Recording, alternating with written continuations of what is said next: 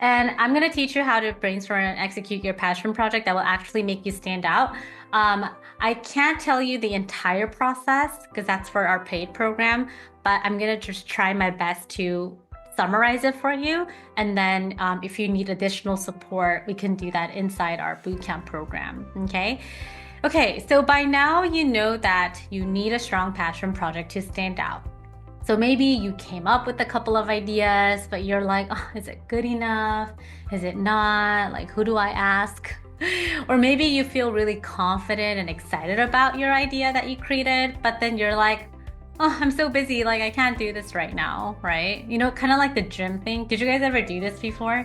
Or January, you're like, hey, I'm gonna go to the gym, I'm gonna lose 20 pounds, build muscle, and then by March you're like, let me know if there's like another analogy to this. But that's what passion project always it kind of happens with a lot of students. So that's why inside our bootcamp program, accountability is our number one goal. We check in with you every week, we coach you, we do brainstorming sessions, we have chats and everything so that you always have someone to ask your questions to about your passion project. So the accountability is such an important part of the passion project. So how do you even start a passion project, right? It's to start with a problem. Many high school students make the mistake of starting a passion project with the solution first. What do I mean by this? Julie, I want to create a blog and a podcast and talk about XYZ. Did anyone do this before? Julie, I want to do this, right? That's the first mistake. In order to create the best passion project that's going to serve your application, you need to ask this question first. What is a problem I can solve with my passion project that is related to my specific academic interest? The quality of your question affects the quality of your passion project. Okay, so Sophia's asking, would a nonprofit be considered a passion project? That's another mistake. It doesn't matter if it's nonprofit or profit or blog or podcast or YouTube or live events. That part does not matter. It's what problem are you solving that is related to your specific interest, okay? For example, this is one of the areas that my students worked on. In the fall of 2024, 37% of kindergarten students in the United States were falling behind in basic literacy skills, especially in science and history classes.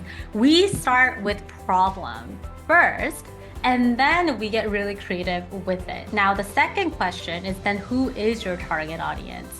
Students also make the mistake of saying, oh, my passion project is for everyone. Everyone could participate in it. No, they can't.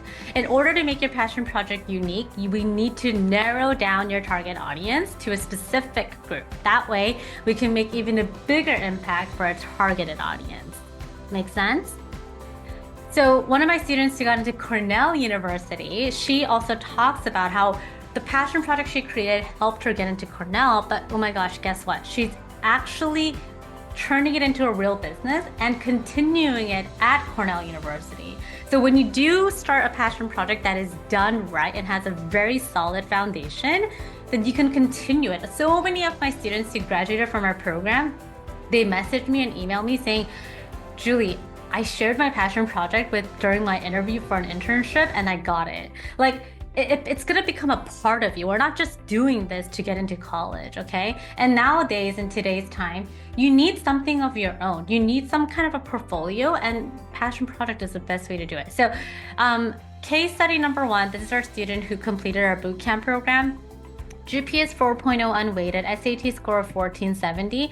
Her academic interest here was computer science, and then she did one school club and no summer program, and we helped her brainstorm a passion project related to computer science and education. I cannot share the exact idea for confidential purposes, but it was a very, very good one.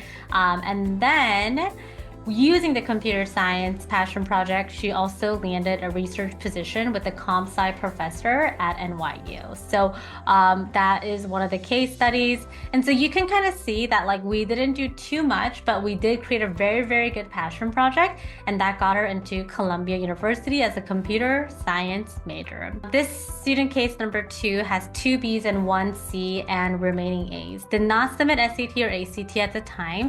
Academic interest is political science, more in the pre-law direction, and then 2 to 3 clubs, 1 summer program, created 2 passion projects. 1 is related to racial injustice and 1 is related to animal studies, and landed 1 research position that was related to her academic interest, and she got accepted into UPenn. So in this case, I'm sharing this case study with you because the racial injustice was her academic interest, and then animal studies was her personal interest. So some of my students do 2, but I only say 2 when the first one is doing well. We never start 2 from the very beginning. That's like so much stress.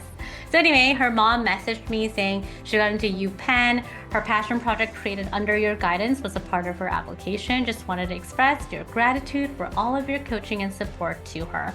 The best thing about passion project is that it's so fun to do if you love it.